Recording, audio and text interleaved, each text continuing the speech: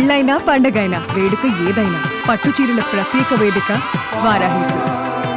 Welcome to Suman TV. నేను మీ Roshan. Present నాతో పాటు ఉన్నారు మనందరికి ఎంతో ఇష్టమైన హాస్య నటుడు ఏవిఎస్ గారి అమ్మాయి అండ్ ఏవిఎస్ గారి అల్లుడు. సో ఫస్ట్ ఆఫ్ ఆల్ వాళ్ళ అమ్మాయి వాళ్ళ అల్లుడు అని చెప్పుకునే కన్నా కూడా ఆయన పేరున్నప్పటికి కూడా వాళ్ళంతటి వారు పేరు సంపాదించుకున్నారని చెప్పుకోవచ్చు కష్టపడి. చింటూ అంటే అందరికి తెలుసు. సో గుండు బాస్ అంతేనా? అవును సినిమా ఎన్ని సార్లు చూసుంటాము మనం. థియేటర్ లో కన్నా ఇంట్లో బిగ్ స్క్రీన్ మీద హ్యాపీగా ఎంజాయ్ చేసుకుంటూ చూసేవాళ్ళం. సో అంత మంచి సినిమా చేశారు. ఇప్పటికీ అవును మర్చిపోలేము, అవును రవిబాబుని మర్చిపోలేము, అండ్ మిమ్మల్ని మర్చిపోలేము, పూర్ణాని మర్చిపోలేము. సో సూపర్ డూపర్ క్యారెక్టర్ అన్నమాట. ఆల్ క్రెడిట్ టు రవిబాబు గారు. And first of all thank you ఫ్యామిలీతో heart to heart with Roshan కి, సుమన్ టీవీకి for the first time media ముందుకి హస్బెండ్ వైఫ్ గా. ఇట్స్ అ ప్లెజర్ మీ షోలో రావడం. It's an honour. Thank you so much. Shanthi గారు first of all thank you అండి. నేను మీకు థ్యాంక్స్ చెప్పాలి. It's my pleasure. యాక్చువల్ గా ఫస్ట్ టైం మేమిద్దరం ఇంతవరకు we've never been to any interviews or anything.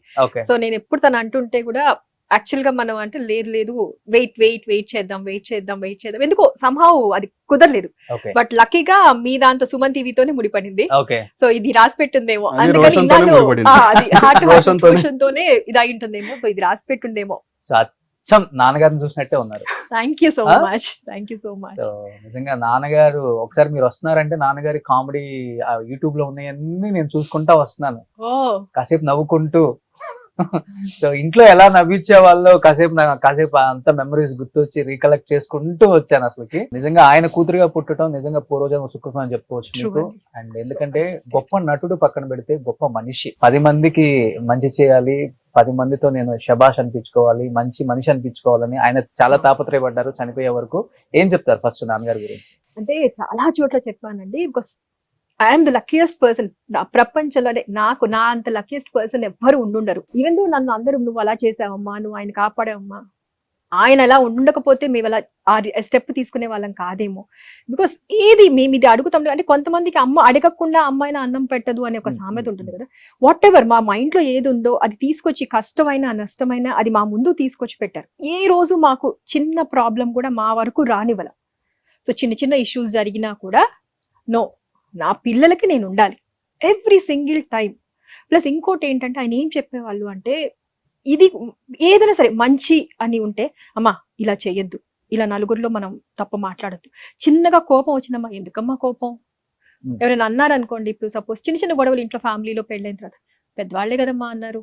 కొంతమంది ఏం చేస్తారంటే ఫ్యామిలీస్ లో అట్లా అన్నారా, నిన్ను మేము ఎలా పెంచాము, ఇట్లాంటి మాటలు వస్తాయి, రెచ్చగొడతారు. My family was like my పెద్దవాళ్లే కదమ్మా, ఒక మాట అంటారు, ఇప్పుడు నేనంటే పడవా, అంతే కదా, కాసేపటికి మర్చిపో. అట్లా ప్రతి దాంట్లోనూ he used very positive person అండి. I have never seen a positive person like him. అలా ఉంటేనే కదా కాపురాలు నిలబడతాయి.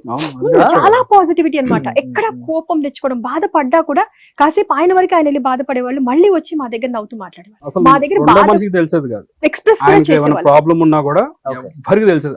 ఆయన ఎప్పుడు చక్కగా అలా కూర్చొని సీరియస్ గా ఉండి నవ్విస్తాడు. అది ఆయన దగ్గర ఉన్న సీరియస్ గా మాట్లాడుతుంటారు, పక్కన వాళ్ళు నవ్వుతుంటారు. సో ఆయన ఎప్పుడు బయటికి ఆ ఎమోషన్స్ ఎప్పుడు ఇది చేయలే. బట్ ఫ్యామిలీతో మాత్రం ఎప్పుడు ఎన్ని సంవత్సరాలైనా మేము అందరం కలిసి